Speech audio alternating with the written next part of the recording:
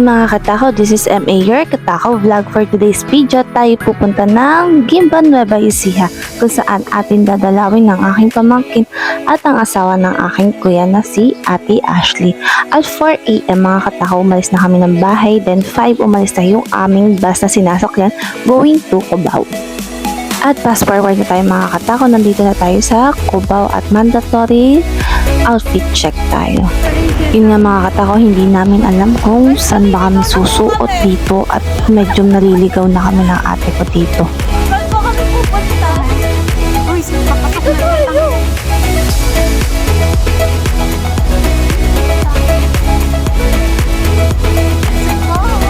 Ang taray na kasama.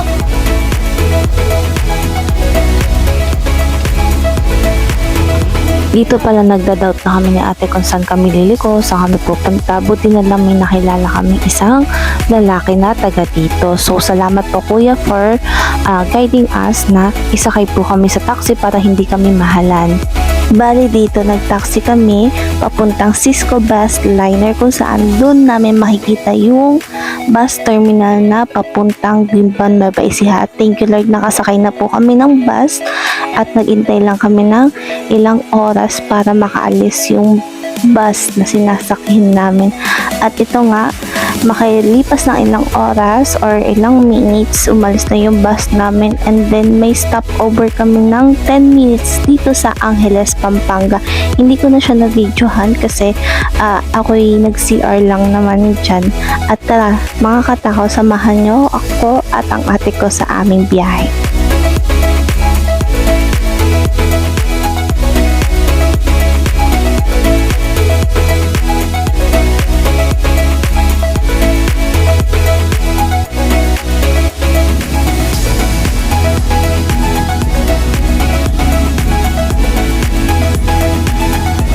Makalipas ang ilang oras, nasa Victoria Tarlac na tayo mga katakaw, at ilang minutes na lang nasa Guimba, Nueva Ecija na tayo. At yun nga mga katakaw, Cubao going to Guimba, almost 4 hours din mahigit yung nabiyahe namin.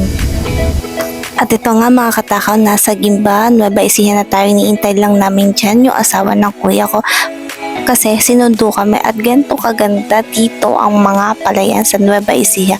At ito nga pala ang aming pinaka-cute na Qatar boy, si Archie. At yung kinabukasan na to, kumain kami ng breakfast. Syempre, ito yung time na alis kami ng Nueva Ecija dahil magpabagyo naman kami, at ganito ka-hyper siya. Ang bilis ng panahon, dati baby ka pa, ngayon napakalikot at ang laki-laki mo na. At iyon nga, ito yung mga time na paalis na kami ng Nueva Ecija, at ihahatid kami ni Ate Ashley sa mismong bayan ng Guimba papuntang sakayan ng Herona Tarlac, kasi doon sa Herona Tarlac doon kami sasakay na pabagyo. At thank you nga pala kay na Ate Ashley at sa pamilya niya sa paghatid sa amin. At bago ang lahat, syempre magte-take muna tayo ng pictures. Thank you ulit kina Ate Ashley at sa pamilya niya sa pagpapatuloy po sa amin dito. Ingat kayo pabalik ng Qatar. At yun nga mga katao, quick vlog lang po tayo dito sa Nueva Ecija. Baka naman makakalambing sa inyo. Please like and follow and share to my YouTube channel and FB page. Yun lang mga katao. Thank you. Bye-bye.